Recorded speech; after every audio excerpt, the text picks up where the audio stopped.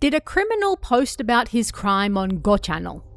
This is a topic that has come up numerous times in this internet mystery series alone.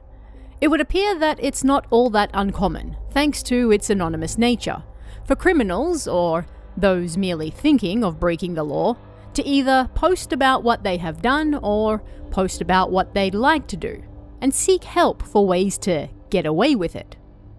And so, on October 18th, 2017, a thread appeared on the occult boards that once again had people wondering. I don't think anyone remembers or even knows this, but a few decades ago, there was an unsolved case where 2 women were killed in a cemetery in Yoshiura, Hiroshima. Does anyone here know anything about that? The statute of limitations has passed, right? I tried to look it up myself but couldn't find anything. Here we go, someone replied a few minutes later. And it would seem yet another criminal anonymously posts about his crime thread was underway. But what was really going on here? Was this person really a criminal? Did this crime ever actually take place? Why were they so insistent on knowing whether the statute of limitations had passed? Let's dig into this one a little.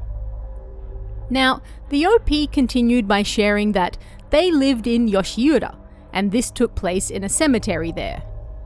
Another user in the thread took it upon themselves to do a little digging, and discovered that someone had posted the same request back in August, just a few months earlier. Did OP also post that thread? They had, but they hadn't gotten any answers, and so they were trying again. Initially, this other poster gave them the benefit of the doubt. Perhaps such an incident really did take place. But if they didn't know much about it, then it was probably just a story they'd heard on the internet somewhere. Many such cases, after all. But the OP replied that no, the only thing they weren't sure about was if there was any information about this case on the internet.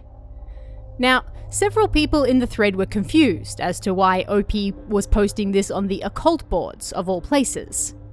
After all, this is where you go to share ghost stories, tales of the supernatural, the weird, or to very obviously joke and mess around. Not that unexplained crimes are entirely out of the question, but this one wasn't as much unexplained as it was unsolved. And the OP wasn't looking to solve it, merely know if the statute of limitations had passed. Weird. Is there really nobody here who knows anything? I really need to know, the OP continued. Naturally, people wanted to know why they were so insistent upon this one thing, and some even directed them to the Chugoku region boards to post there instead. I just want to know if the criminal was caught, they replied.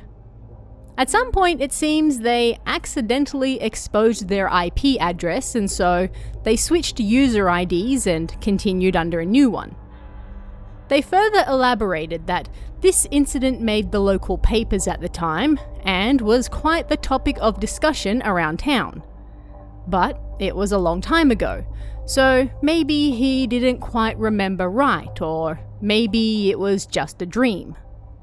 And as other users attempted to look for the incident itself on the internet, they realized something interesting. Nobody could find anything about it.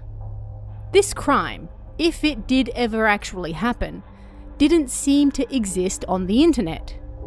Weird. Some people even joked that maybe the OP was from another world where this crime did actually happen. Then someone shared something far more horrifying. OP is actually the killer, and he wants to know whether the statute of limitations has passed or whether the police are still investigating.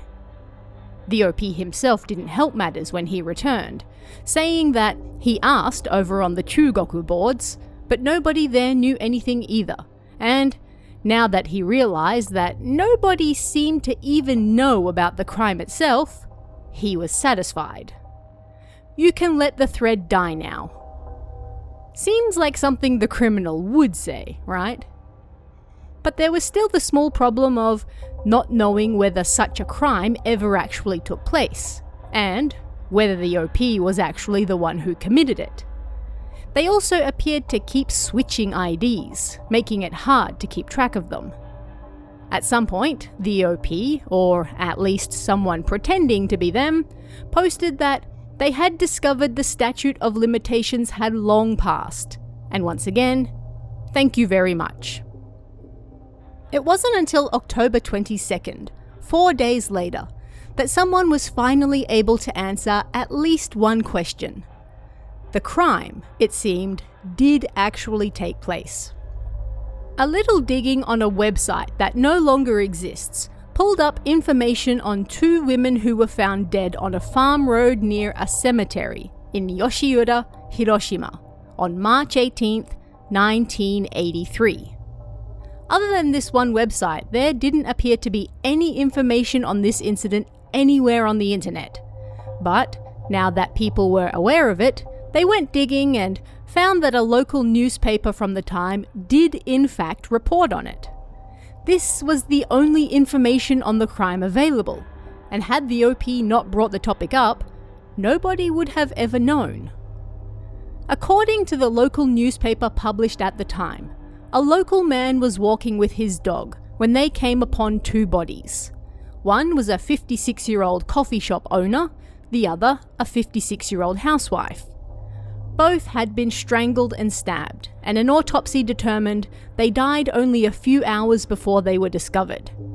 It seemed likely they had been attacked somewhere else and then left where they were found.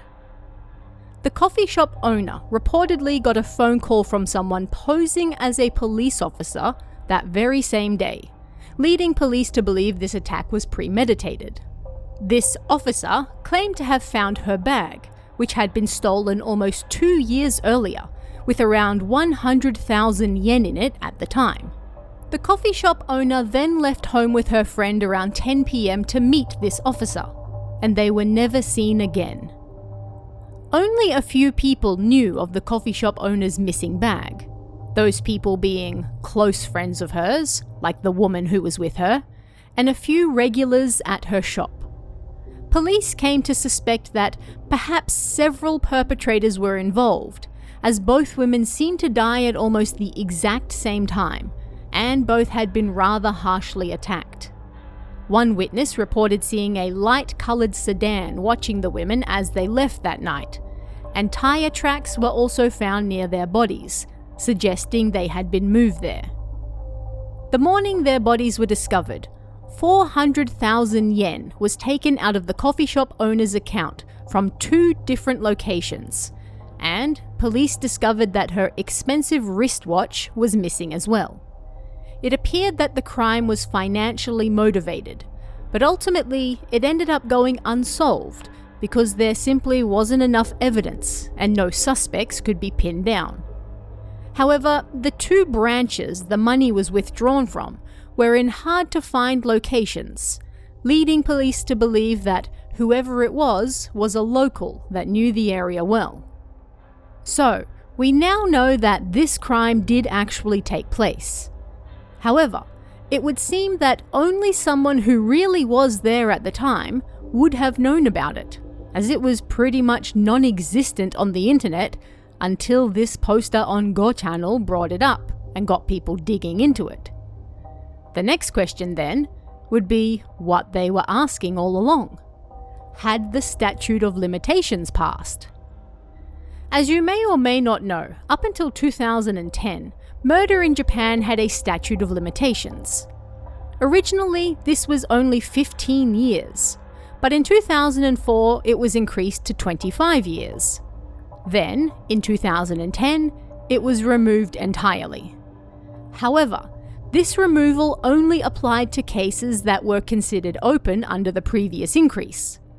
So, it's not too hard to see why the OP might have been a little confused as to whether this particular case was still considered open or not. However, being that it took place in 1983, the original statute of limitations was only 15 years. It had already expired by 1998. Long before either of these changes.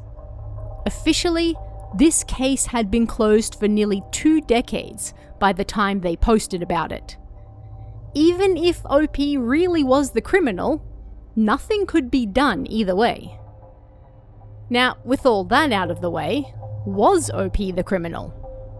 This, of course, is impossible to say one way or the other, but users were able to dig up other posts made from the same ID, where they claim to have been hanging around 5channel for around 10 years, meaning they'd been there since around 2007 or so. What does this mean? Well, not a lot.